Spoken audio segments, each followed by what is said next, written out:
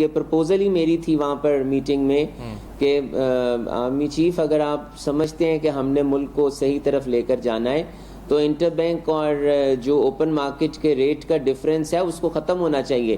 ہمارے foreign reserves نہیں بڑھ سکتے, ہم اپنے روپے کو اسٹیبلائز نہیں کر سکتے.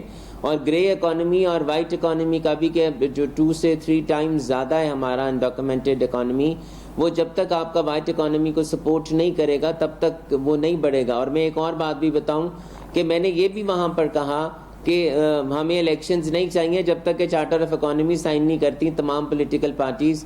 آپ پہلے تمام پولیٹیکل پارٹیز کو ایک پیج کے اوپر بٹھائیں, چارٹر آف اکانومی سائن کرائیں, اگلے 15 سے 20 سال کا لائحہ عمل ہمیں وہ تمام پولیٹیکل پارٹیز دیں تاکہ اور پھر ہم الیکشنز کی طرف جائیں. تو یہ دیکھیں اب اس دفعہ بات فرق ہے.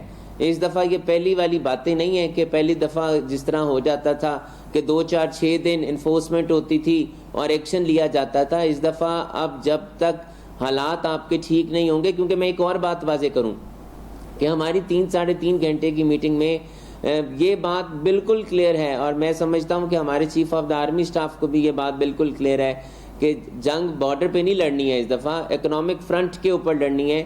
اور اگر ہمارا اکنامک فرنٹ مضبوط ہوگا تو ہم تمام ایونیوز پہ لڑ سکیں گے, تمام جگہ پہ ہم آگے اپنے ملک کو لے جا سکیں گے. اگر ہم نے اپنے اکنامک فرنٹ کو مضبوط نہ کیا, اور اسی کی کڑی ہے کہ تمام ڈپارٹمنٹس میں انفورسمنٹ سٹارٹ ہو گئی ہے, اور آپ نے دیکھا ہوگا کہ 8 دن کے اندر ڈالر کی پرائس نیچے آ گئی, کئی لاکھ ٹن چینی اور یوریا بھی مل گیا, 24 اور 25 ہزار روپیہ سونے کی قیمت بھی نیچے آ گئی. تو ابھی تو اٹس دا سٹارٹ.